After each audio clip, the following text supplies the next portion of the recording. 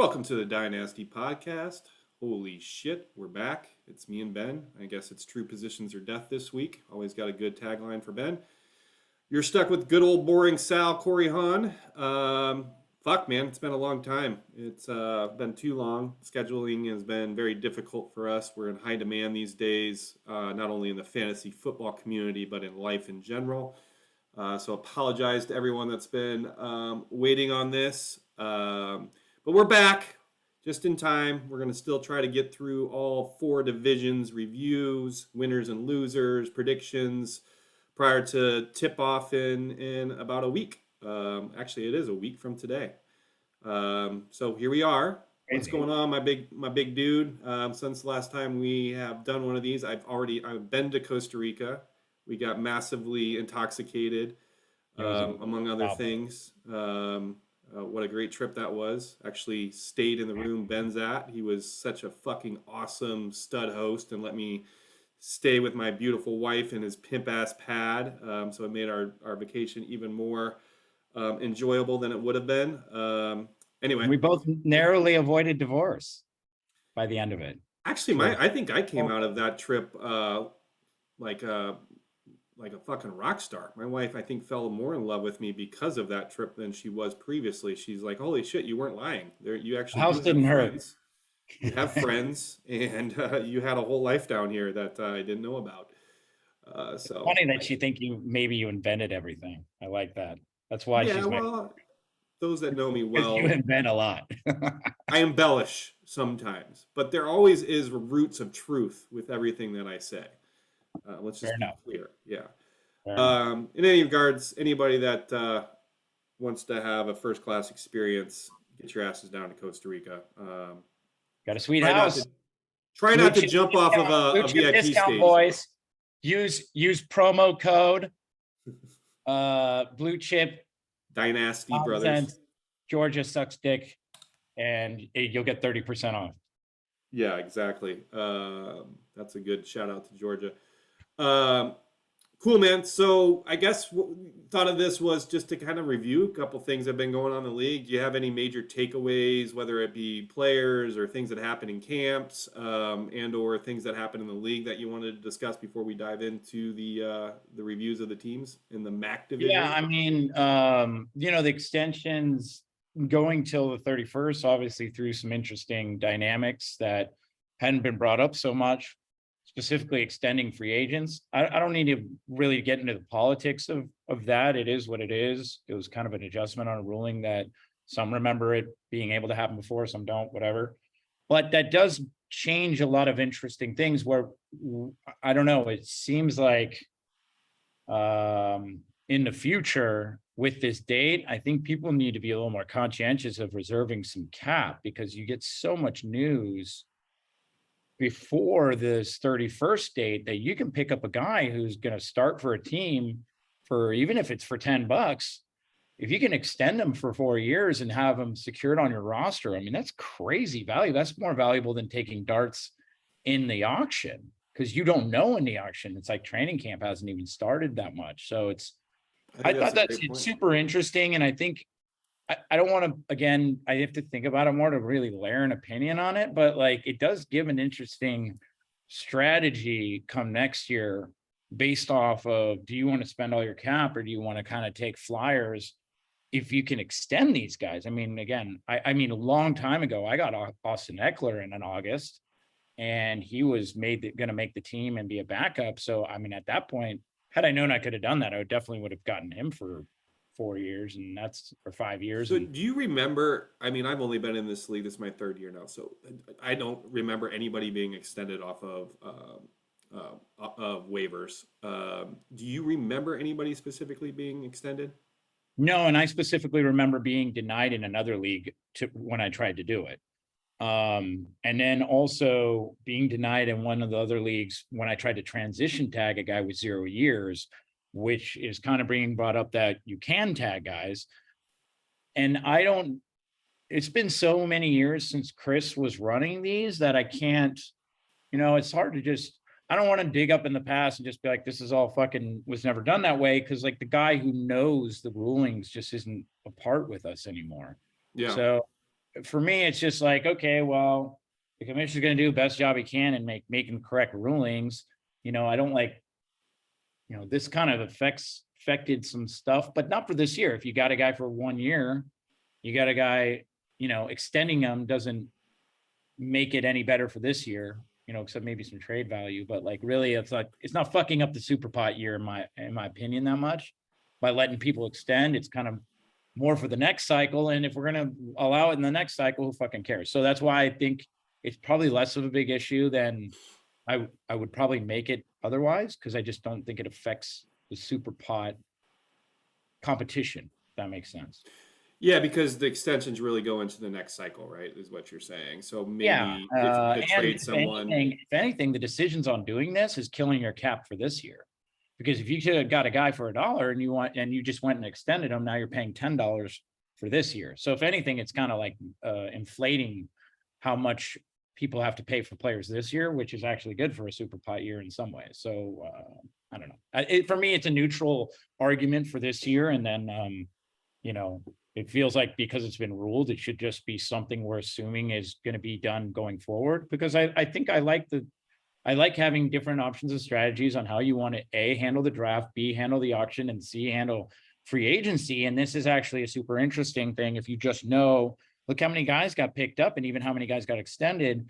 It's why not? Right?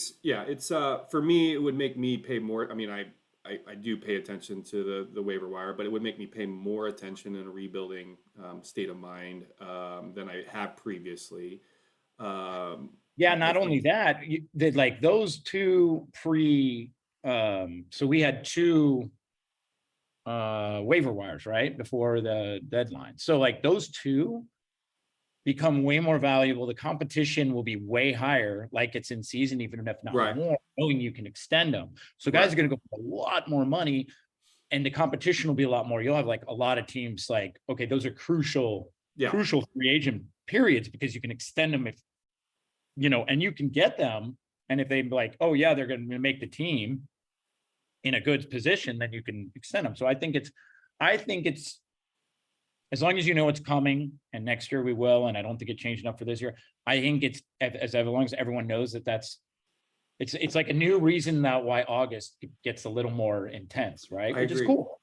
I also think I mean, I know we can't make it perfectly connected to what happens in real football here, but I think it makes sense. Like, if you can pick up people off of other people's waiver wires and sign them to contracts, like, why shouldn't we be able to do it as well for a specific period of time, right? Like, so I like that aspect of it. I think it ties in.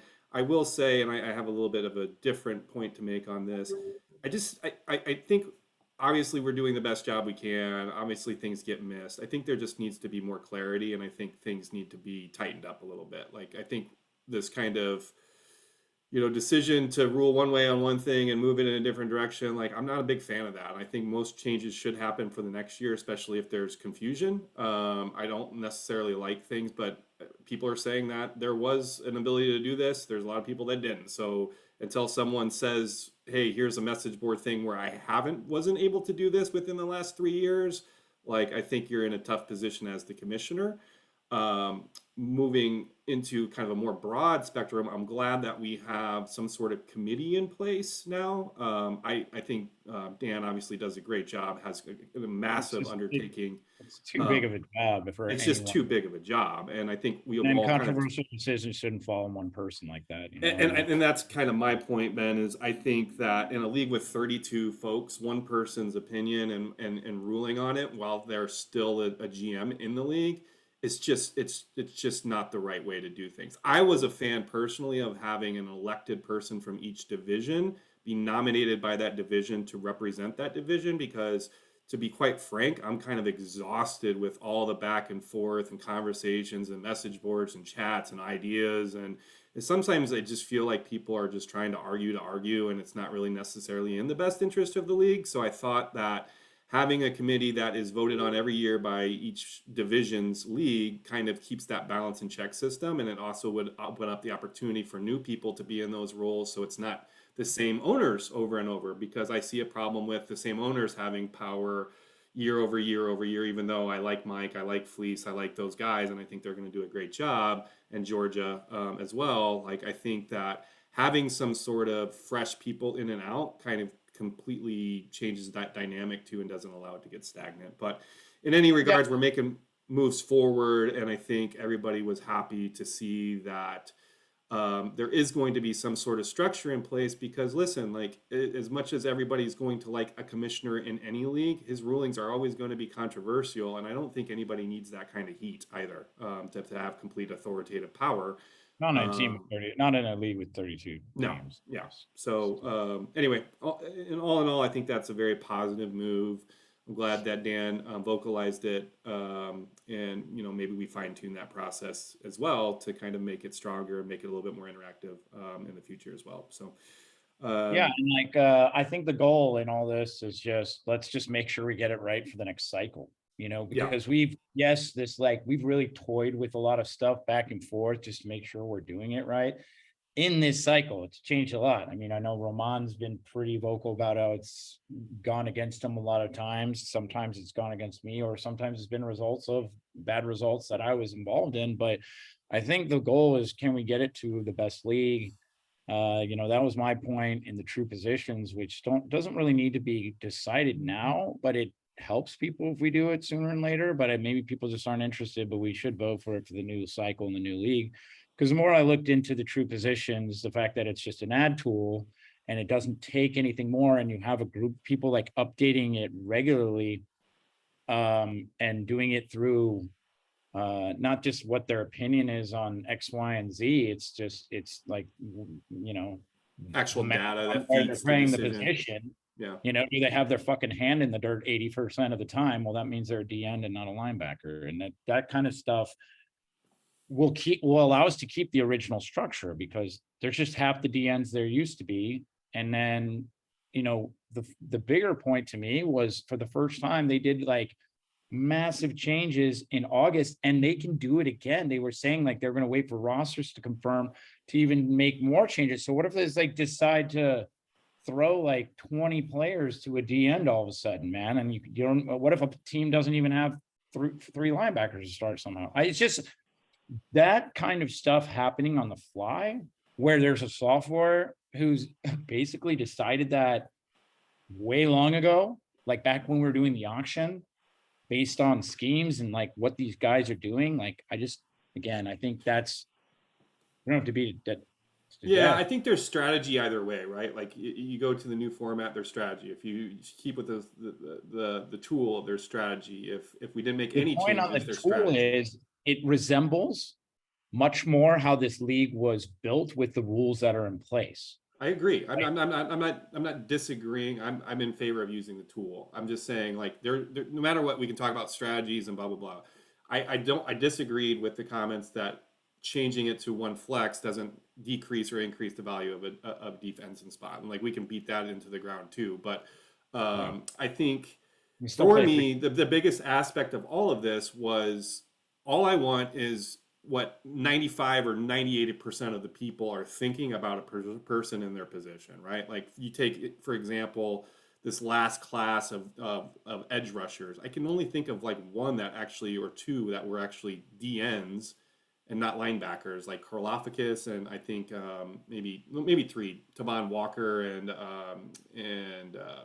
Hayden Hutchinson. Those guys were the ones that were classified as defensive ends. Like, then you have like guys like Thibodeau that are linebacker. Like, that doesn't even make sense to me in my brain. Like, where I'm thinking he's a defensive end. Why is he not a defensive end, right? So it's like, I want the clear and obvious ones to be caught and put into the right position. And then obviously there's going to be ones that slip through the cracks and it's a little bit more gray as what position they're playing. But as long as it gets it right 95% of the time, I'm happy with that. Yeah, and I think that's why the whole idea that teams run base offenses is just not true anymore.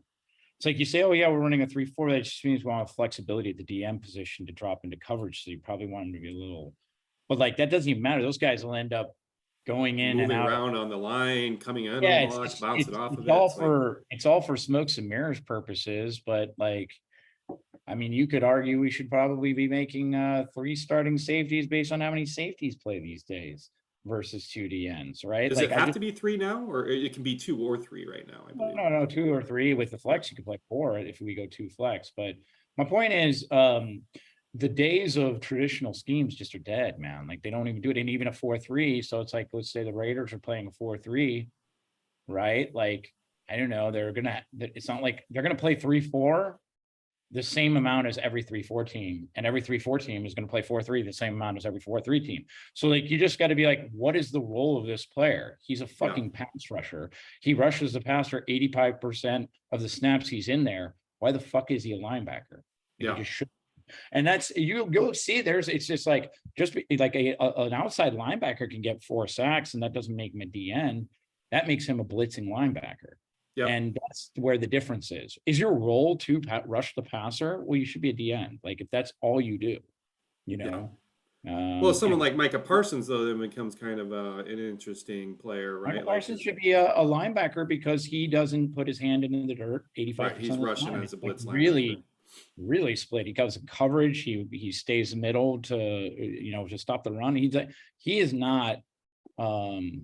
He's just hyper efficient with his defensive end blitzing snaps or defensive end snaps and his blitzing snaps. Yeah. So like he's a hybrid, but I don't think he's enough to get a DN unless they come in this year and really make him DN a lot. But I mean, I don't know, man. Like I think now that their DNs are healthy, I don't think he'll play as much DN. But again, it just comes to that thing, he's just, the formations are so different. He's just going to jump around.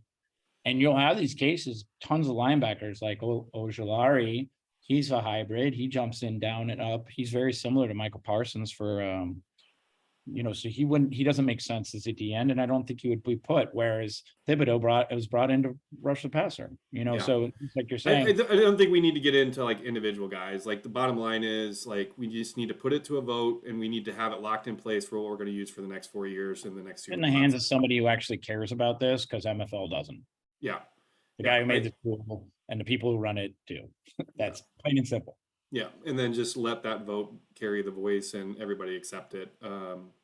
So, and that's my overall thoughts on, how these things should happen anyway. Like, I don't want to get into it too much, but like even Argo's trade thing, like that should have went to a vote and it should have been handled that way. Like, and it should have been decided on whether or not the vote was even necessary based off the rules that are established. Like, that's where I get a little bit, it gets a little bit hairy, but whatever we decide, I think we need to lock as many things in place for one full cycle, and then not make as little as tweaks as possible in that 4-year period, unless there are glaring issues. So, all right, man. What about just quickly, because we don't have a ton of time and we want to power through the reviews of the MAC conference. Any key takeaways from players or people that you're excited about that maybe are on your team or that you want to talk about from a camp standpoint? Yeah, it's look, I could be wrong, but it feels like a lot of stuff shook up a lot more post the 53s than I'm remembering in the past. There probably always is some trades and stuff like that, but it does seem like. I'll use the Eagles safety position, for example. I think we thought there was 4 different starting safeties and like 3 of them got cut. And it's just like, what the fuck is happening over there? Like they traded for guys. Like there's a lot of positions in some spots that kind of went through a lot of madness, I don't know. Definitely some interesting trade activity at an interesting point in the season. I don't remember having a lot of people jumping ship right kind of towards the deadline there. If you would have told me that Smith Marset was going to get cut from the Vikings, I would have said you were fucking crazy. Yeah, that one was a surprise. We traded for Rager which is crazy because you're like the underwhelming guy who was taken right before Justin Jefferson. Speed guy for a speed guy that hasn't done shit. Yeah.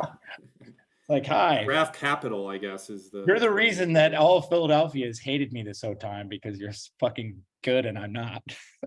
Well, I mean, like the Bears got Leatherwood too, like a former first round. It's like, I'm excited about that. Why not take the shot on it, right? Like, I mean, it's just very surprising cuts in general. Yeah. Look, man, like even if you want to talk both those teams and new regime changes, I think this day and age, which we're seeing, is like I'm coming in and fuck the old regime. And like, I don't want, they don't hold any weight to me. I know the franchise might be pissed. They spent a first round or a second rounder. I don't fucking care. They're out. If they don't fit my mold, I don't want to baby them along. Now, Smith Marset apparently said something fucked up to Justin Jefferson's wife and had gotten in like a locker room fist fight with Andrew Booth. But Booth yaps a Got a little lot. Derek Fisher thing going on here where he's. So I don't know what's going on there, but apparently our locker room's not sad to see him go. Oh wow. Yeah. Which I never heard. Iowa boys, they see they attack and they hunt. So who knows? Maybe interesting guys that come from Iowa. Well, yeah, I would say for me, obviously, I was really, really happy with my Brian Robinson selection. I mean, I was right. And nobody was a believer. Everybody was down on him during draft day. Nobody. Well, you were one of the ones that were like, you got him in one of the leagues too, but like I went and got Brian Robinson in 3 of the 4 leagues. The only reason I didn't get him in contract killers was because I wanted to diversify a little bit, and Zamir White was still there, so that one actually seemed to work out okay too. But yeah, I mean that was a big win for me, and then have him get shot in the ass. I mean, it's just like you can't make this shit up, man. I'm glad that he's okay. That's obviously first and foremost. What a fucked up carjacking, situation. man. That fucking shit. I don't know what's going on, but you hear about carjacking all the time. I was watching some video and a guy's like sitting there and doing. I don't know. Yeah, it's not like he was up to in no Chicago, good. and a guy's getting live carjacked right next to him. It's like, what the fuck is going on? People are fucking desperate, man. I was in San Francisco yesterday for my anniversary. I'll tell you what, man.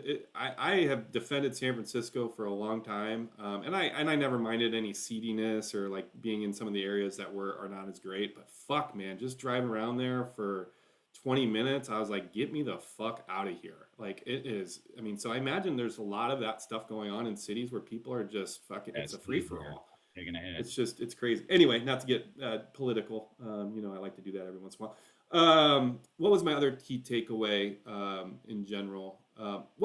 Here's one, knock on some wood. Not a fucking lot of injuries.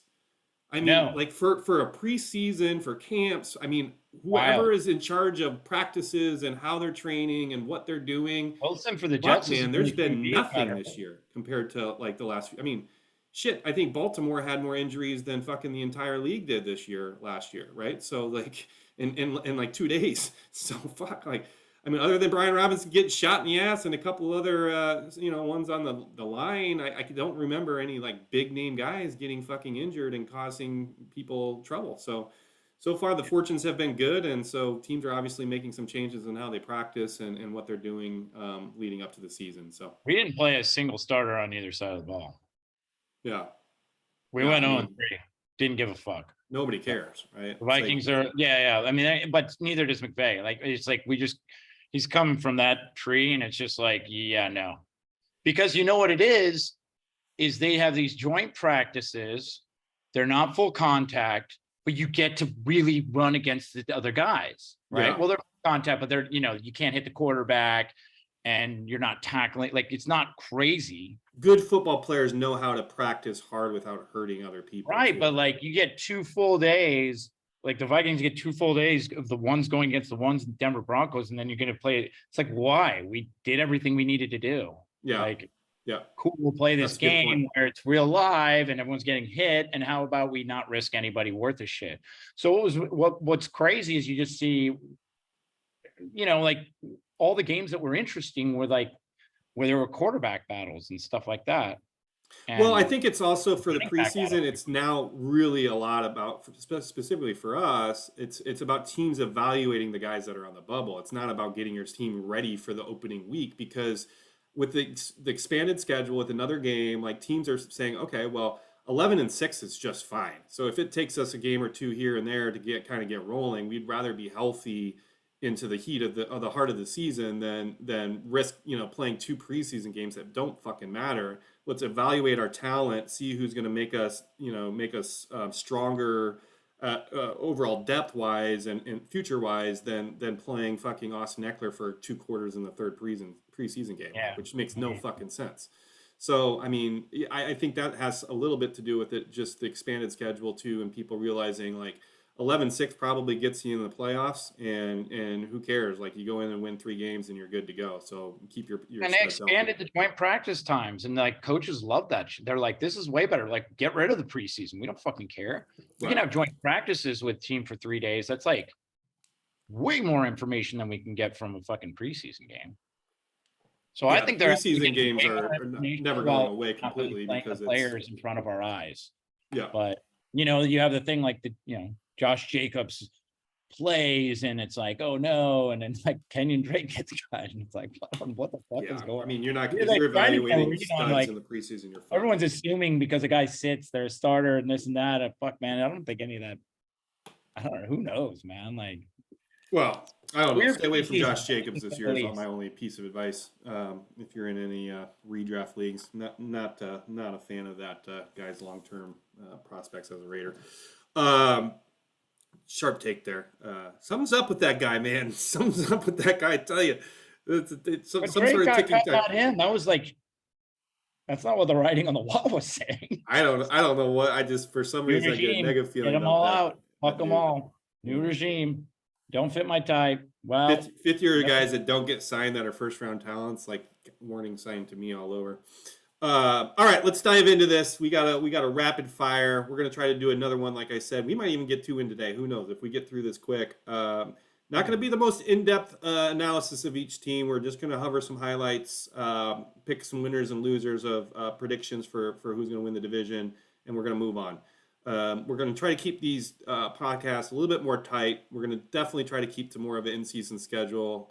Ben and I are looking forward to having a couple other guests on. We want to just kind of set the stage and show you how fucking professionals do it before we get idiots like Georgia on the reviews and they hijack the whole goddamn podcast. So, yeah. And hey, Georgia, just a little bit of advice for you, buddy. You might want to change a little bit of the strategy in the chat room from time to time. I love you to death. We have our sidebar conversations. You are a great person in text and even on phone calls. Love you to death, brother. But fuck, you are exhausting, mother effer, in those chats. Just exhausting. Anyway, Georgia, love you, buddy. the same fucking Georgia for years. Wait. I'll be there in September, Georgia. I'm going to come up and see you like I promised last year. All right. Do you want to go first, Ben? We're going to do the Mac Division. I'm going to share my screen here, pull up the standings, pull up the team. Let's get this party started. Who do you want to see first? Let's do the hometown heroes. I got the bottom half, right? Yeah. Let me pull it up so the fans can see what we're looking at here. Share screen. Let's get this tech stuff down. All right, screen 2. We should be sharing. Been a while. All right, hometown heroes. You are on the Dynasty Brothers podcast. All right, so the hometown heroes actually has a pretty good roster, like pretty balanced, and has a lot of depth in spots. But their running backs is a pretty dire. I mean, they have Devin Singletary that's really going to have to, stay as the lead back and hope maybe Benjamin kind of gets in the mix a lot more, which can definitely happen. And if those things happen, it's going to be a pretty tough roster to go against in general. Casey. Quarterback gets him probably 100 points on average ahead of most other teams, so that's a big one there. His tight ends, 2 good tight ends. His offense is pretty solid. That running back position is going to be a coin flip all there, but it's pretty good. Well, I like that he has. He has the 2 backups for Arizona, arguably, and then Devin Singletary's had a pretty good camp. So it's not. And Antonio Williams. Yeah, Cook just hasn't looked very as dominant, and the writing doesn't say he's ready to take over right away. Right. So Singletary is definitely going to have a role throughout the whole year. So that's going to be a solid option, I think. And then, like I said, I mean, if somebody else has to play snaps. It's not just James Conner. And I think Benjamin. Roman and I got to fucking hang out with Benjamin, and that's right. Yeah, and him and Jonathan Ward, who was fucking a brick shithouse. I mean, Jonathan Ward I thought he was a wide receiver or a linebacker. He was so fucking big. And then Zeno Benjamin and Chase Edmonds before he got traded. And Byron Murphy. That was the other one. The 4 of them were hanging out there. So it was fun. Anyways, to get back on track, go ahead. Was Roman with you that time? Yeah, it was Roman and I were there. Did he try to close talk Benjamin, or was he behaving himself? Benjamin was one of the coolest fucking guys ever. He was Yeah. so chill, and he was like super thankful. Like I hooked him up with a bottle of Don Julio or something like that. But they like were hanging out and talking to us. Like they were like super stoked, and Eno was really a nice guy. And Yeah. I think even followed up with Roman on Twitter DMs and stuff. Like Oh, he cool. was, yeah. And Chase was super nice too, and like they were all pretty chill, man. Like it was Probably cool. those guys are just massive, like in person too, like just a different Dude, I'm telling you, specimen. the funny thing was, obviously it makes sense, but Chase Edmonds was like the tiniest guy, and I thought maybe he was like a cornerback or something. And it was like, oh, it's Chase Edmonds. I'm like, oh fuck, right? But he was small. Was a bigger. He was built. Yeah. But I'm telling you, Jonathan Ward looked like a fucking animal. That's like crazy. Brick shithouse. And I was like, because Ramon and I thought he was a wide receiver. He was tall enough. I think he's like 6'2" or something like that. I'm like, that guy's really? Yoked. Golly, that's a big ass dude then. Yeah. All right. What about his defense? I mean, obviously strengths are the wide receiver room's pretty good. I wish I could get me some of that Darnell Mooney. I'm a fan. Yeah, man. Darnell. I mean, Pickens is already looking to be like a money pick. I'm still hate myself for trading you in that league. Cedric Wilson's going to play plenty of snaps and get plenty of points, and Mooney's Mooney, man. Like, Crowder, Dynamic Brown, these guys are good fill-ins. They're going to play snaps. They're going to get points. It's not a weakness, tell you that. And when you have those depths, I mean, those two tight ends too, he might be starting both of those a lot of the way. He's not getting a flex out of that running back position more than likely, but I think between his tight ends and his wide receivers, he's not going to have to worry about it most of the year. Maybe some buy fillers, but I think it looks pretty good outlook. On defense, Ed Oliver, I think is going to take another leap. So I think that's going to be a pretty solid starter for him, and all those guys are pretty good.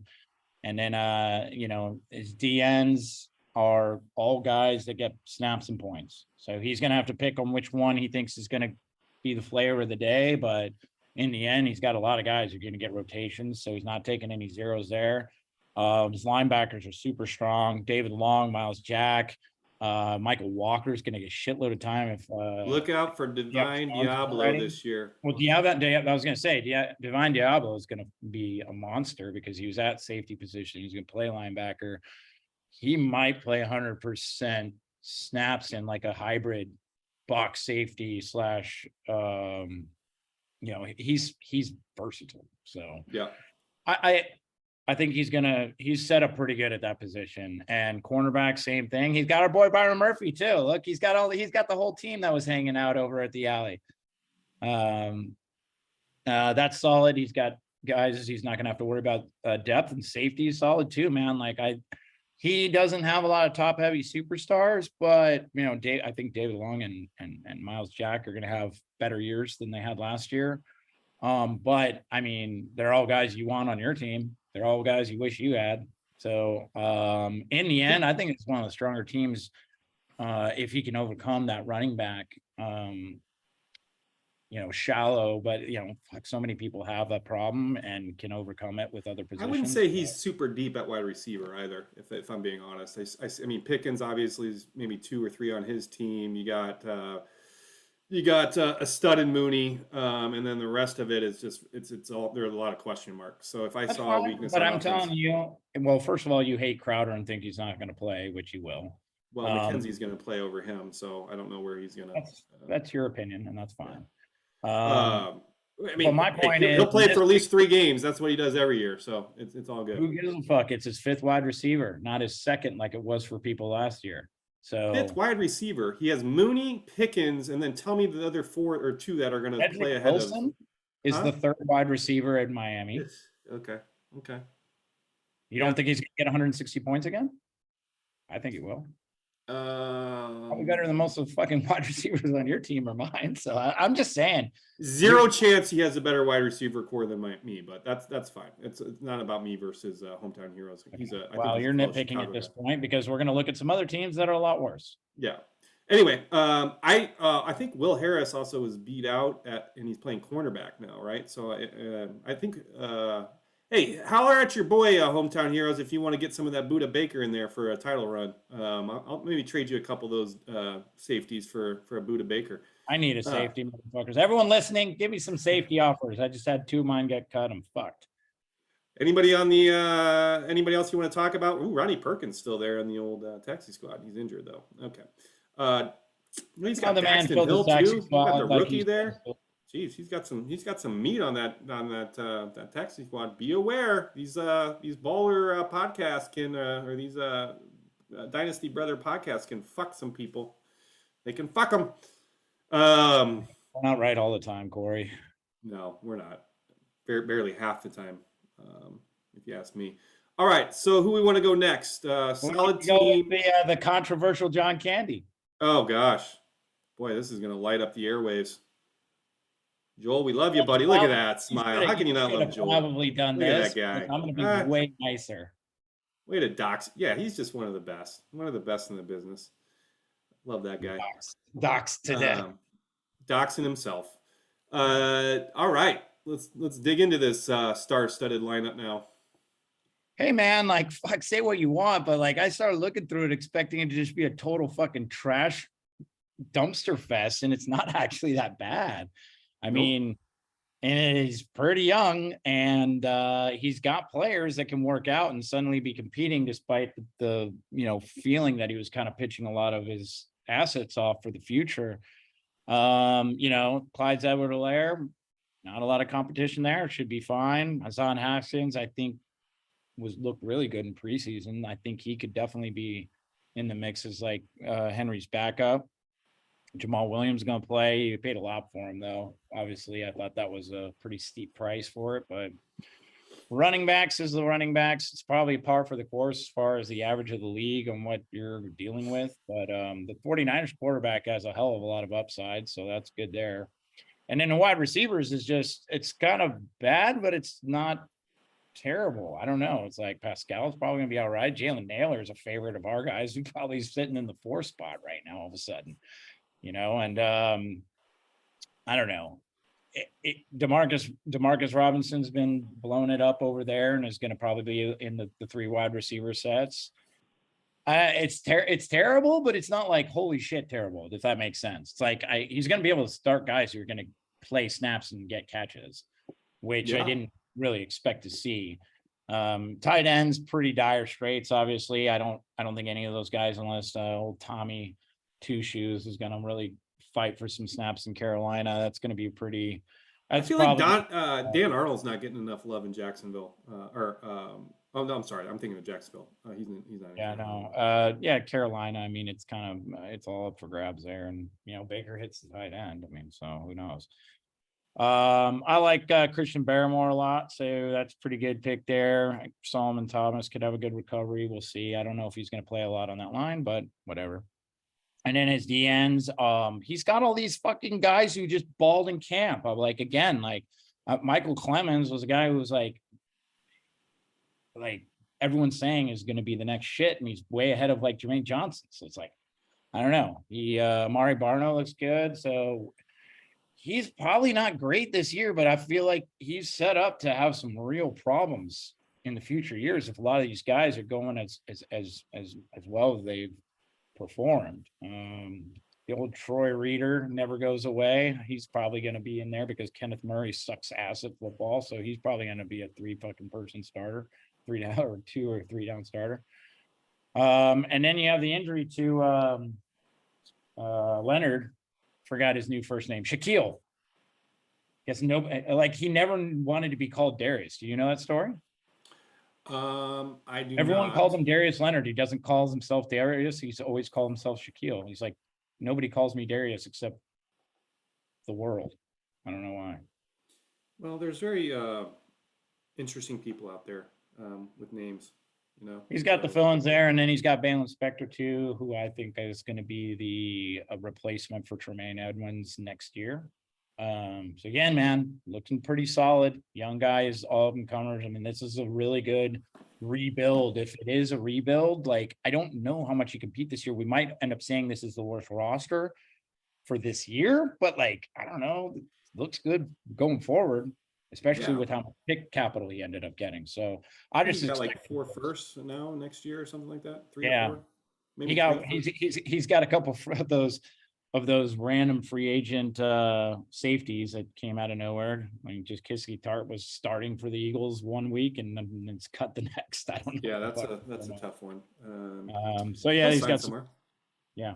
So yeah, Uh, again, you know, it's a shit show, but it's like I don't know, like I don't hate the roster. If that makes sense. But if we're critiquing for what the competition is for this year, he's definitely in the bottom. It's going to be tough to score points, I think, this year unless you get some injuries and these guys that were really good in camps can't stay off the field and end up getting good time. So, Breaking news, Joel. You are my pick for the bottom dweller of the MAC conference this year. Listen, buddy, I have complete vested interest in that. So that might be part of the issue because I have your first round pick next year. So go for broke, buddy. Go for broke. That pick is not moving. So I wish you nothing but the best, Joel, in life and in all your other leagues. But I hope you fucking suck it up big time this year in BC. So it's almost as bad as rooting for injury, Corey. you know, we got to do what we got to do. All right, I'm going to pick one here. We're going to start with who I believe is probably the divisional winner, Mr. Fleece, Peter Wilk. Still want to get Fleece on the podcast. I understand that he's willing to do it, but only if we black out his face and use some sort of voice distorter. Oh, you want to be like anonymous? Yes. We're gonna Like have to put an NFT over his face, and we're gonna have to make him sound like like he's in an elevator, muffled voice kind of thing. I don't know how we do that. We don't have that kind of technology with the Dynasty Brothers podcast, but we can figure it out. We're pretty smart guys. So, Peter, or if that's even your real name, I doubt it is. Let's get you on here. Come on and just not share his video. Yeah. I mean, we could do that. And anybody that wants to come on and doesn't want to show their face, you're all beautiful humans in our beliefs. We don't think. I mean, there's a weird rumor going around that Fleece and Georgia are actually the same person. So that, I mean, I don't know if there's any credibility to that. So if you don't want to come on and show your face, just have been able to like maintain his like composure to not just turn into Fleece and act like himself. It would have just never happened. If there's any of those mother effers out there, you deserve to have all hell rain on you. There's no way they're the same human. Yeah. Anyway, just kidding. All right. So my review: Tennessee Titans quarterback, not bad, middle of the road. I think actually I'd be surprised if Robert Woods doesn't have a breakout kind of year this year. Mr. Bobby Trees always seems to produce, and I think Treylon Burks will probably end up being better than what he is currently right now. So I don't think that's a bad option at quarterback. How can you argue this running back room? I mean, you got the best player in fantasy football, arguably, with Jonathan Taylor. You start him every week, you're basically got your 2 running backs for most people's rosters. So then you have Damian Harris, who I think he's in a tough position with Stevenson there, but probably going to get a hell of a lot of first and second down work. Everyone else, though. Huh? Everyone else is out, like Yeah, retired. no, I mean, So it's those 2 guys. So even if he gets 35%, he's still a viable option in this league. I mean, exactly. Even if you're taking a 0 on your RB2 and you get Taylor, you're fine. Scenario. Yeah, and I think Damian Harris is a stud RB2 in this league. So he's going to have a solid year. I mean, they're going to run the fucking football for sure. And then we get into the wide receiver position, 3 solid ones with Claypool, Brown, and Deebo Samuel. Strong positionally there. I think I'd like to see a little bit more depth at the wide receiver position when you can start 4 and you only really have, Duvernay actually could have a breakout season too. Gamblers Anonymous for next year. Yeah, right. And I like Calvin Ridley long term. Been trying to acquire from Mr. Peter Wilk, and he's not having it. He wants a first rounder. Not going to happen. So yeah, strong at the wide receiver position from a starting standpoint. Any injuries could kind of derail that. But he does have Jamison Williams on IR, who will be coming back hopefully in week 4. So that'll kind of balance him out there. And I think Jameson's going to have a big second half of the season. Tight ends, I told you, Dan Arnold. I'm higher on him. I don't think Evan Ingram is the guy. I think Dan Arnold can come on and outproduce what he did last year, score some touchdowns, and have a good season. And look out for Daniel Bellinger and Jelani Woods, both guys that I think are going to get some playing time, produce right away. Maybe not have huge seasons, but we'll see some red zone targets and make some contributions. Bellinger will be his highest scoring tight end this year. Book it. Interesting. I'll take Dan Arnold on that bet. But Bellinger looking like a steal. 120 on it. Okay, so you got. Yeah, I'll take Arnold. I'll take Arnold. $20. Arnold versus Bellinger. Yep. Okay, I'll take Bellinger. Good bet. See how easy that was. I'm not going to talk about the kickers and the punter. He doesn't have Matt Araiza. Punter unless it's the Bills. And I did have him, by the way. So good on me. But I dropped him. I dropped him as soon as no, I couldn't drop him. I dropped him in another league because I don't have rapists on my team. And that boy did something wrong, I have to say. Did you see that guy punt in the preseason? Yeah, it was amazing. I was pretty excited about it. Like a 90 fucking yard punt. He's probably was going to be a Hall of Fame punter, and now he's a rapist, so fuck him. Well, okay. I first of all, we shouldn't say that. Alleged. I don't know, blah, blah, blah. But something's not right. And I don't know. It doesn't look good. But the jury's still out, and Browns will probably pick him up. Go get him, Bears. Go get him, Bears. What do we have to lose? The end. Philip Harrison, great auction pick there. I think he's going to get some snaps, have a pretty productive year. Probably won't outperform his dollar amount. But Philip Harrison. Harrison Phillips. Or Harrison Phillips, God. Yeah, he's our starting nose tackle. So it's but he'll kick in and out to that 3 tech and stuff. But he's definitely not a DN, by the way. But he's a pass rusher, so he'll have some good spiky games. He'll play. He's going to be good. I don't think he's worth 100. Well, I take it back. I didn't think any of those guys were worth that price until later, and it's just like, well, that's probably what it was, But I would rather have Von Miller. I'll tell you that. He's got Montez Sweat as well. That's an everyday starter for him. And then he's got a ton of depth at linebacker, leading the room with Fred Warner, Matt Milano. Matt Milano's a stud too. Don't fucking sleep on that dude. He's going to score a shitload of points at the linebacker position and probably can move some of those parts at some point if any of those other guys start excelling. Kyle Van Noy's starting too, man. It's crazy. I think Kyle Van Noy might be a 3-down linebacker over there, which is just bizarre. But and then he rounds everything out. He's got a deep quarterback room, going to score points there. And then he's got a solid couple of safeties with Delpit, Adams, and I'm not sure about Cruikshank. Chicago guy. I don't know. Might be a rotational guy. Again, he might get 60 points again this year. That would seem not to mention he's got Mr. Okwara. What is going to happen to that guy this year? I have him in a couple leagues. I'm just very curious to see how he performs. Not super happy he's starting the year off on the pup, but that'll help fill out his DN room a little bit if he comes back and is productive. So does Hutchinson. Looks like you're not going to be able to take him off the field, so it's going to be interesting. Listen, at the end of the day, I think Fleece can kick inside on key pass rushing situations, so there'll be 3 of those DNs playing frequently. So if he comes back, he's not trash, but he's coming off a pretty big injury, so we'll see. I think you'll see Peter make some moves, throw some capital around, try to go all in this year. I think he's got a team that can do it if he stays healthy. He's thin at a couple of offensive positions. If things go right for Jameson Williams, he keeps both of his running backs healthy. I don't see there's a way that he doesn't to make the playoffs this year coming out of that division. So that's my take. Good luck to you, Mr. Peter Wilk, Fleece City. You're a gem in the chat room. Continue to drop the knowledge on the boys, and come on the pod, man. We'll make it happen one way or the other, and make you feel comfortable. We'll make you feel comfortable. So that's it. My pick for the winner of the division, if that wasn't clear. I'm going to bounce down to Wildcats. Why not? Interesting roster. holy shit, does he have some draft capital moving forward too? 5 first rounders, 4 of which I think are probably going to be between 20 and 32. He's got 5 second rounders to play with this year, and then 2 thirds.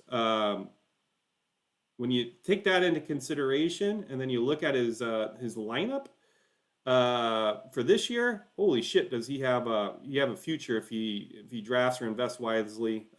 Looking forward to see what Bart does with all that draft capital. That being said, holy shit, do we have a limited running back room?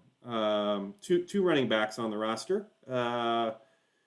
Hey man, Felton is still listed. He hasn't practiced all offseason, I don't think. And DJ Dallas is what, third or fourth on the depth chart behind Homer now. So I'm not sure what the plan is here. In preseason, He has looked good, but Homer has too. And you have Penny and you have Walker there. So I'm not sure how much clock he's going to get. You almost hope that he gets moved. What's that? Walker's going to miss some games though. Yeah. I mean, you can't carry 2 running backs, right? Like, so I don't know what. Well, you can't make a starting lineup on the buys, so he'll have to pick someone. Have to figure that out, right? Not seeing. Let's see. There's nothing on the injured reserve. Got 125 in cap. Yeah, he's got some moves. Savvy player here. We're not. He's going to be able to do something. Now let's look at the wide receivers. Fitzpatrick was cut. Dotson, love the future outlook on him. Paris Campbell, is this the year, Ben? Is this the fucking year for Paris Campbell? I want it to be, but former first round draft pick. He's the second receiver on that team, unless you want to throw out the rookie Pierce. I would say I invested in Campbell in a redraft league for the first time. How the hell can you not? They're going to have to throw the ball. Matt Ryan's a competent quarterback. He was on the field in the tune-up game, 13 out of 13 snaps, I think, with Matt Ryan, more so than Alec Pierce. I think he has a shot, and I think he's going to score some points, and he can be explosive. So I like the combination of those two. Fucking crazy hurt, like season-ending injury after season-ending injury after season-ending injury. So it's just like, fuck, man. But I always liked Campbell. He just hasn't had his chance, and Matt Ryan will get a big wide receiver the ball. Yeah, I mean, then we got Sky Moore, obviously a ton of upside there. You got KJ Osborne. You got Allen Robinson. I mean, he's got to me, a much better wide receiver room than the other 2 teams or 3 teams that we've seen, at least from a depth standpoint. So I like what he's done in the wide receiver room. There's some future talent, there's some upside, and there's some old reliables. Allen Robinson obviously is everybody's kind of free agent darling, looking to have a big year this year too. So really like what he's going to do. Starting 4 wide receivers there, has some depth in case some things go wrong. So good tight end, Ian Thomas. Okay, not super strong here. I'm not seeing a lot of points coming out of the tight end room. Could be wrong, but I doubt it. Defense, take it away, Ben. What do you see that jumps off your off the page here at the defensive category on the D tackle, D end spots? Well, you stacked at D tackle. I mean, Derek Brown's better this year, and Sebastian Joseph Day is like, he's playing in this position for the Chargers is just gonna eat. Like, he's gonna get so many he's gonna be like a solid. He could be top 10. That's like the position that he plays for this defensive scheme that they're doing. He's going to get a lot of tackles and pass rush opportunities. So I'm pretty high on Joseph Day, but the D ends again, like, oof, bro. I mean, Fox Morgan's going to rotate in. He's kind of was dancing with starting position. I don't think he won it though. Trayvon Walker actually looked a lot better. He's not going to be off the field, but that position's pretty tough. Well, I mean, you got Trevon. I mean, for at least for the future, I still think that was the future. But if you were talking about this year, the same with these wide receivers, you can suck their dicks all you want, but none of them have proven anything outside of KJ Osborne as far as productivity and expectation. And you can say Allen Robinson, but he hasn't done shit for 2 years, so I'm not sure I'm going to buy that. So let's see if there's the rejuvenation of Allen Robinson. Sky Moore might not even be in the top 3 wide receivers. But I do like. I think it's early. I think it's early for those guys. It's early, but I'm just saying, like, there's not a lot of proven commodities there. Yeah, you think Bradley Anae gets picked up by someone else? Who? Bradley and Nay. I mean, I don't know. More than likely, but not probably that probably not going to be a impact player at this point. He just can't seem to get it right. He had a big fumble recovery for a touchdown in the preseason. It was kind of ball fell in his lap, but interesting. I like Josh He would not be in this position if there were true. If we were doing true position, by the way. Right. He's got like 2 or 3 linebackers that should be the ends. Yeah. Or Sean Gary shouldn't be the linebacker. That's absurd. But the tool. He's stacked at linebacker now. But as far as next year, if we do those true positions, this is a roster that'll benefit a lot from that. You know, Trodai, shit, man, he's the, I think he's the straight backup to Hicks. He made it over the other guys. It's just him and Asamoah. So that's a good depth piece. And then Blake Martinez is a fucking stud. You know, he's got Cunningham, Bradley Cooper, Chad Chubb, like these are all starters, man. Chubb, another guy who should be at the end, but again, like Cooper and Chubb. Well, some of these guys on his taxi squad, he's playing 4 linebackers all year, and he's just going to have to pick which ones. Like he's there, it's that good. He can take injuries there. That's a good linebacker room. Yeah, he's got solid depth at wide receiver and linebacker. His trouble areas are obviously running back and pretty thin at defensive end. Otherwise, a pretty solid overall. Yeah, pretty solid overall team roster, and then shitload of draft capital. I mean, I'm just excited about that. And then he's got a pretty decent taxi squad. I mean, like Smith Marset should be picked up by someone. Like, I mean, I think he's an asset. Same thing with Hamash Nazaraldine. I thought he had a chance too, but maybe I'm not very good at reading. Monkey Rice has a future there. He's just been hurt, but he's good. So I'm saying middle of the pack here for Mr. Wildcats, Bart Henning. Future looking bright, if you ask me. He's going to use some of that draft capital and go get a couple running backs next year. I would think, whether he consolidates and moves up or uses it to take some depth pieces. He's got a lot of depth at some positions. He can make some trades and certainly get in the mix. 100%. I mean, you can trade some of these wide receivers. Week 3, for example, you know, Sky Moore and Josh Dotson are just like the number 2 wide receivers getting tons of. I mean, he could be going for a run and might be able to, you know, I don't know, trade around some, make some moves to like at least, you know, keep the water from coming in the boat on those other 2 positions. He's got a lot of moves he can make. Doesn't seem like he's overly worried about winning this year currently on his roster. But I don't think he's a bottom half. I think he's right in the middle. Who do you want to tackle next, Ben? We got to keep this zipping along, my brother. I'll do Michigan, sir. Okay, Michigan. Been very active in the chat room. I like seeing that, Sal Peralta. Yeah, everybody who's active in the chat room. Hey, let's get you on the podcast, Sal. You know, from one Sal to the next. I agree with that. Our boy has not had great luck with his running back depth compared to what last year we probably thought he was going to have long term to what he has now is pretty brutal. Tariq Cohen just kind of not being. Oh, he actually got him for $1 just in case he comes back. That's right. So that's not a big deal. But I don't know. I guess some of these guys he just took the risk on from the auction, huh? Duke Johnson, he had to pay a lot for last year. Okay. But I like Chuba Hubbard and I like Dalvin Cook, obviously. I think those are pieces, but it's a lot of FAs there. There's 2, 4, 6 FAs, 6 roster spots being used on guys not on a team in a 45 roster. Well, Tariq's gotta go on the IR at some point. Pretty tough. Yeah, I think his career is over.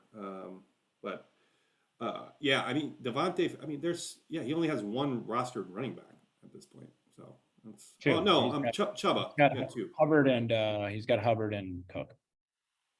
Yeah, Kerryon Johnson's not coming back. I hate to tell you guys. No. I don't think that he's gonna I'd expect a lot of these guys to get dropped for other guys mid-season, but anyways. Yeah, I think his wide receiver room is okay. KJ Hamler stock up, obviously, with Tim Patrick out, and I think Thielen's going to do as good as he has been, even though everyone's down on him for some reason. That doesn't make a lot of sense to me. Adam Thielen, the white man's Mike Evans. Yep. Everyone hates him, but somehow he's in the top 10 all the time. Always gets about 910. Elijah Moore is, I think, going to be a beast this year as long as his quarterback plays competent. And so he'll be able to play some guys, but here's the deal. Like, you look at this roster and that flex is just going to be pretty brutal, like, unless he's going to get 4 wide receivers that are playable out of here, which he might, I think. He got 3. I mean, he's got 3, but he's not getting another one unless Jared Cook comes out of retirement and signs with somebody else. He's only sitting there with basically Dallas Goedert, right? And then he's got 2 running backs he can even play. So you need, now looking at that, you need a 4th wide. One more player to actually be able to roster. And yeah, it's a really unknown there. And then that's not even dealing with buys. So it's offensively, it's to be desired for this team, even though he has, Cook and, Thielen and Elijah Moore and some guys I like. It's just, but this happens in this league. You have a bunch of guys and you hope one of them fucking hits. And if they don't, you just got to get by.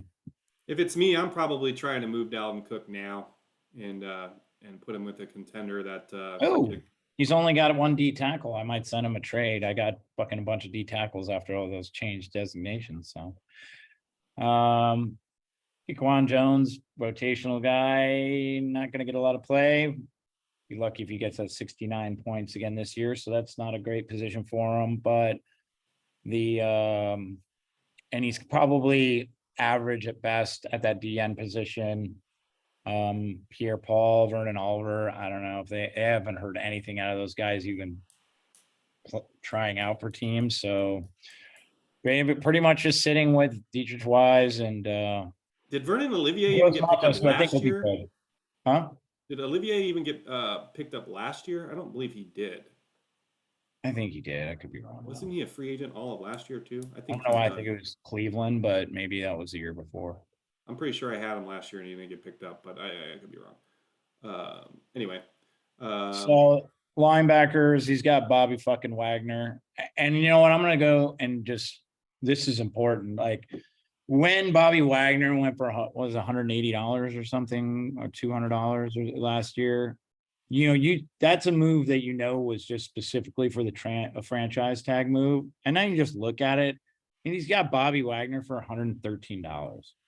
That's why, I know you did that with Devontae Adams, but that's why moves like that, like completely overpaying for a top at the position to get that franchise tag, man, that can really set you up nice. I look at that, it's just like, fuck me, but I wish I had that contract, Shaq Thompson, he's got locked up too for a while. Alex Singleton, I think, is not good at football, and he just kind of got lucky in a situation, so I don't think he's to be relied on.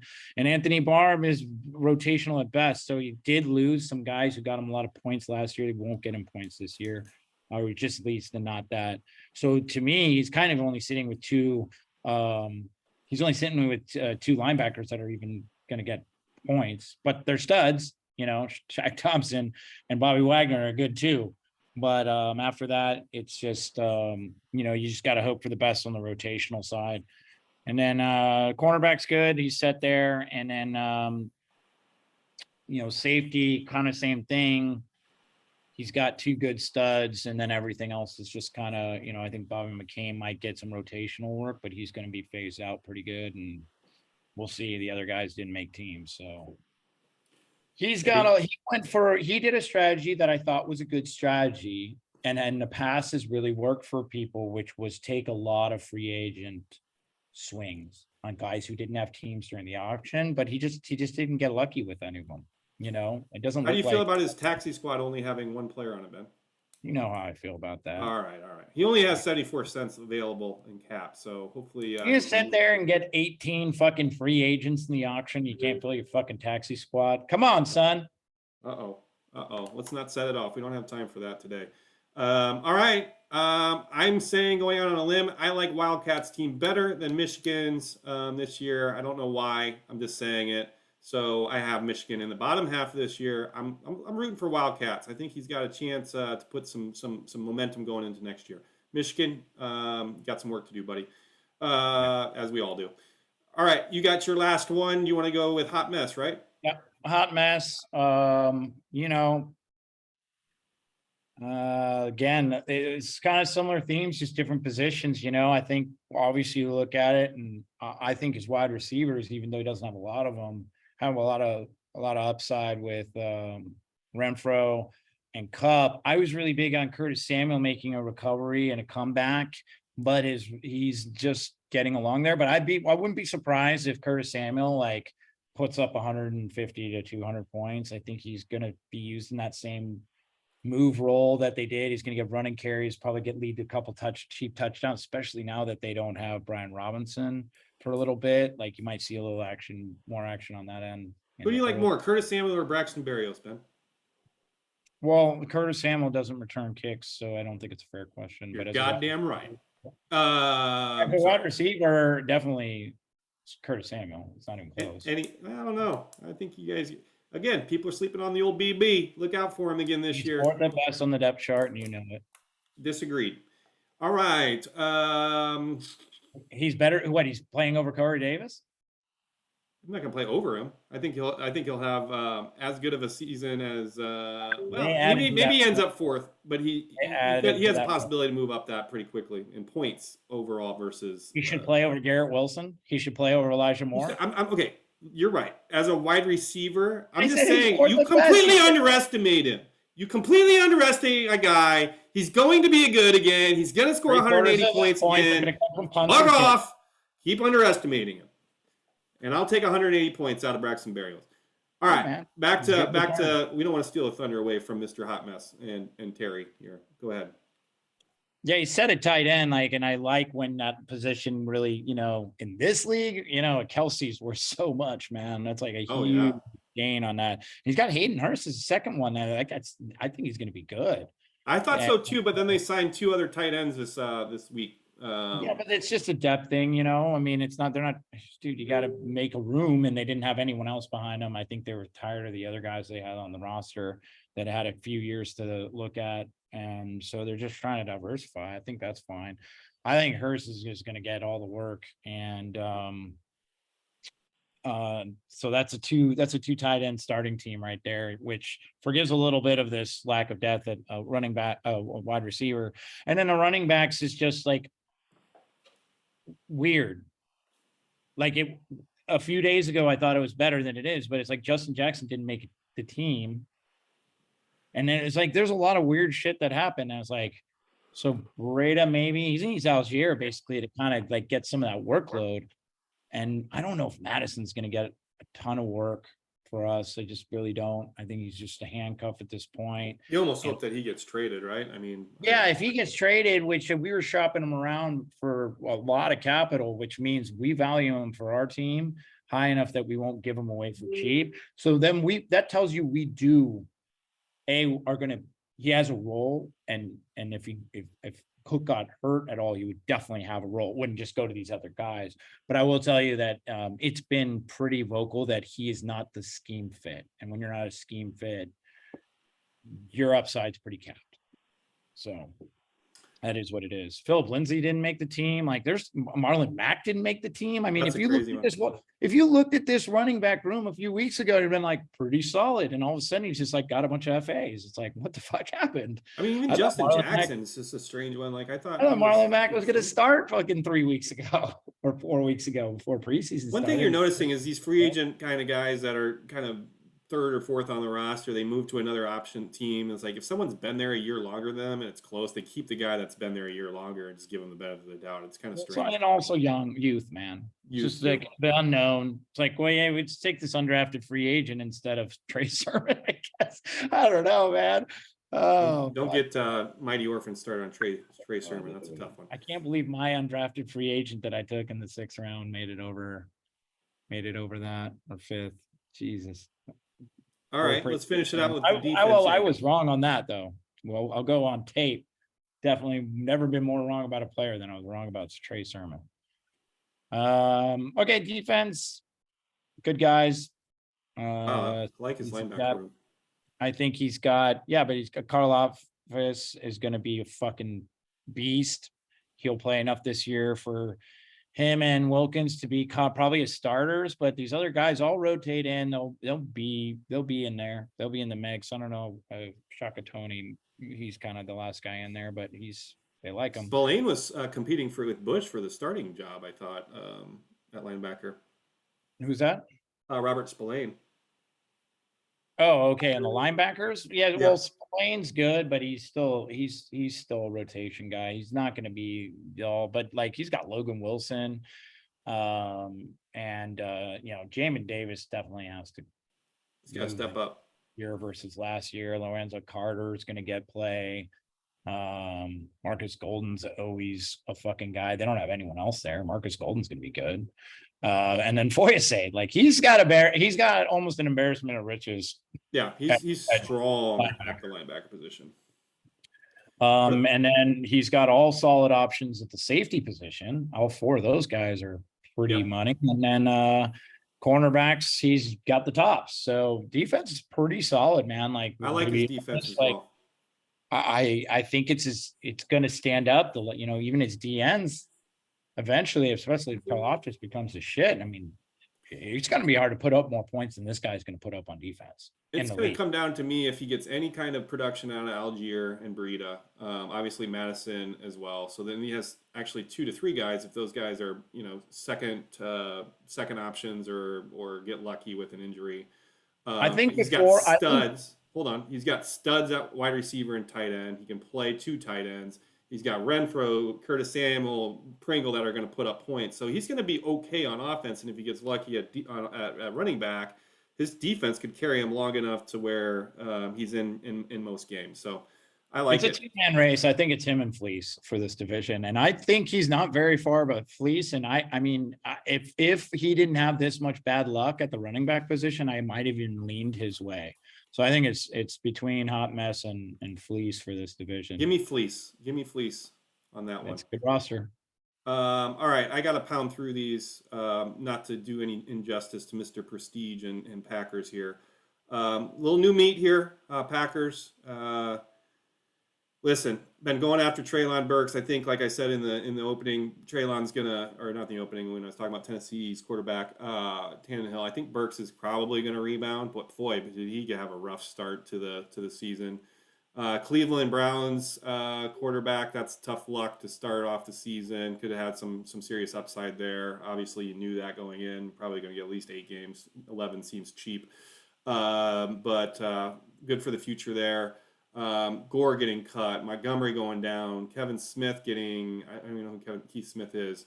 Carter actually getting some looks and seems to be a part of it. So I think his production will stay relatively similar to last year. So thin at running back. So that's going to be a trouble area. I like Burks. I like Parker.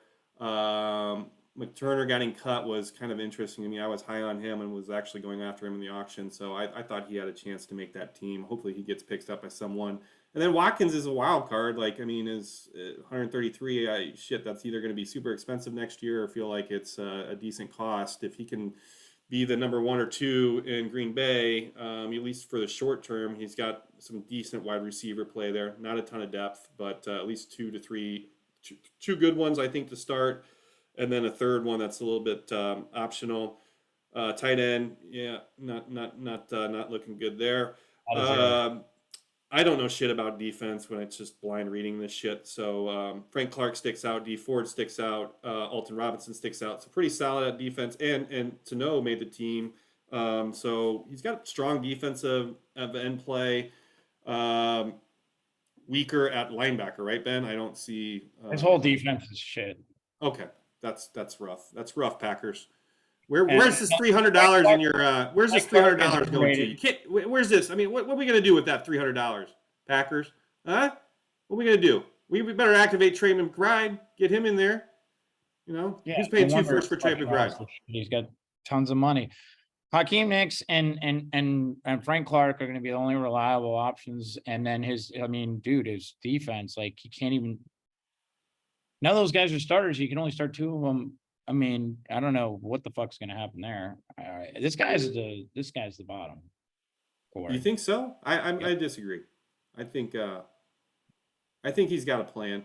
There's some. I will make you a bet, another $20 bet that Candy out. Chanel. That John Candy over Packers.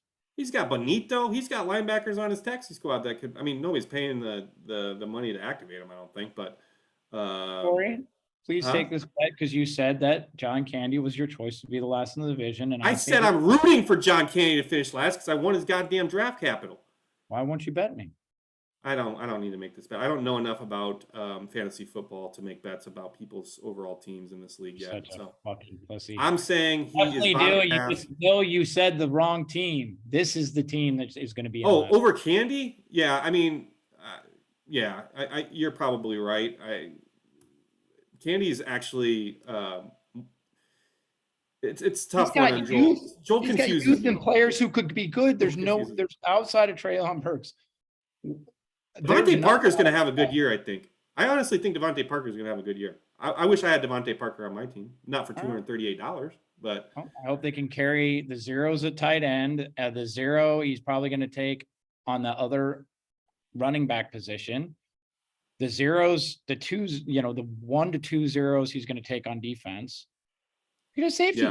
He doesn't even have any fucking safeties. Yeah. There's no safeties. He's taking like 6 zeros a week. That's tough. I don't know. Candy ain't taking 6 zeros a week. I can tell you that right now. John Candy is a gentleman and a saint.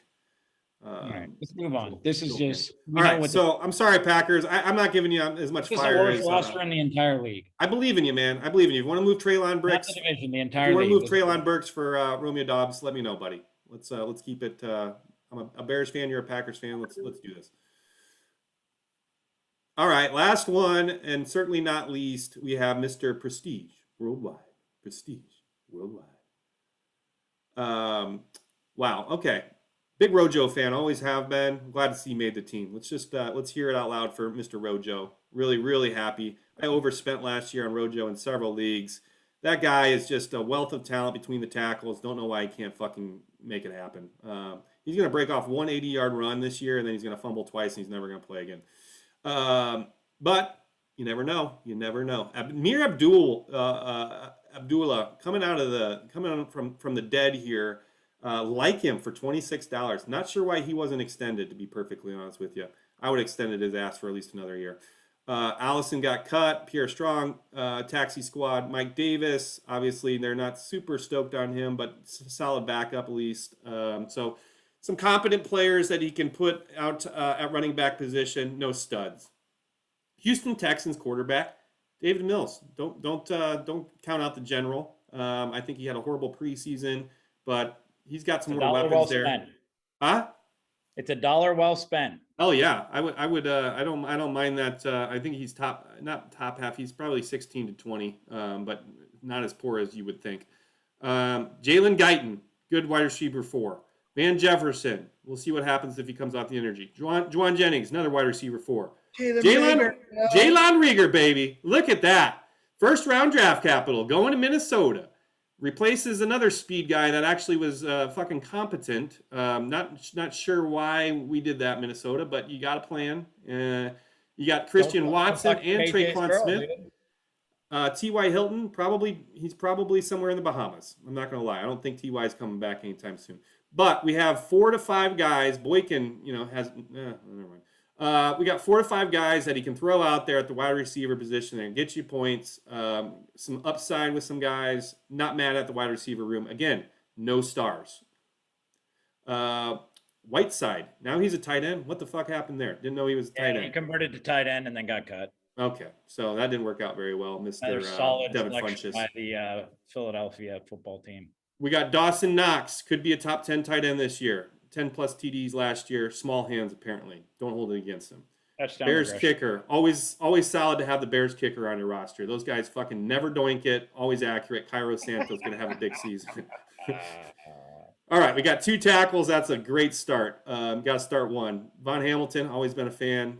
Wharton, don't know who that is. Good luck starting one. What about Gregory Rousseau. We got Boye Mafe. Charles Taco got cut. What do you think about the defense end room other than the 2 obvious young guys? Yeah, I mean, there's some guys that are, again, I'm surprised Isaac Rochelle and Kamiko Toure don't have teams. It's surprised. It's just, it doesn't make a lot of sense to me just because I think they're good rotational guys. Mafe is looking really good, so he needs him to work. But I think Gregory Rousseau has the potential with Von Miller there now to be like top 10, top 15 the end. I think he's good. He's going to make a leap. Yeah. But I mean, it's tough, man. Like, this is just another one of those, 3 weeks ago, it's like, yeah, this probably could really work out. And they're like, what the fuck happened? I have a bunch of FAs. This is blue chip for you, man. But I just think a lot of interesting cuts this year. Maybe it happens every year. I just don't remember it this much, but I just feel like a lot of guys that I thought were good enough to make teams didn't make teams. Yep. And then he's fine at linebacker for the most part.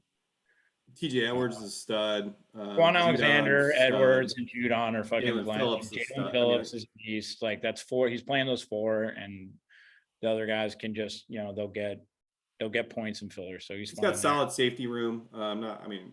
Cameron Curl, Tyler Ariza. I think Cameron Curl's Rapp. gonna be top 10 this year. They're gonna play him in the fucking box all day. It's gonna be good. And then those looks like Chauncey Gardner-Johnson traded to Philly, so he's a starter.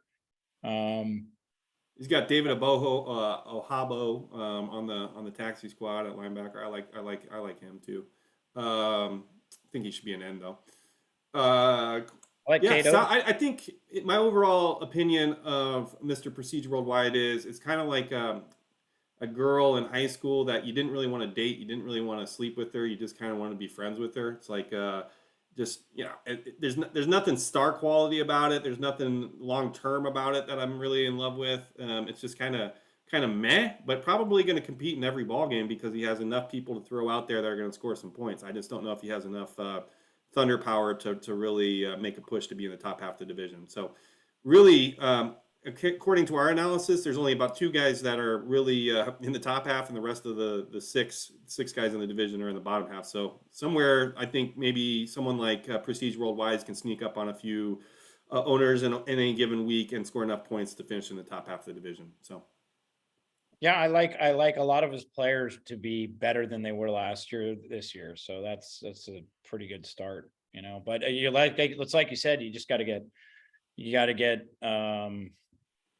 lucky on some fronts, and maybe we'll. Absolutely.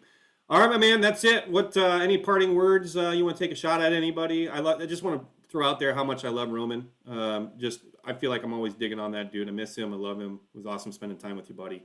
We have 45 messages in our chat since we. Oh gosh, that's probably 30 of them are about how great he is too. Anyway, it was good doing this with you again, Ben. I'll get this uploaded. You're the man, dude. Hope your daughter's well. Thinking of you guys, and we'll be back at it. Hopefully, maybe even this weekend. It's a long weekend. Ben are going to try and do one more this weekend, hopefully. And then try to bang out the other 2 before Thursday next week. So we're going to be firing away. Just got to align schedules. If you really want to get on the show, please let us know as soon as possible so we can align schedules because that's what makes it difficult. All right? We are out. Peace.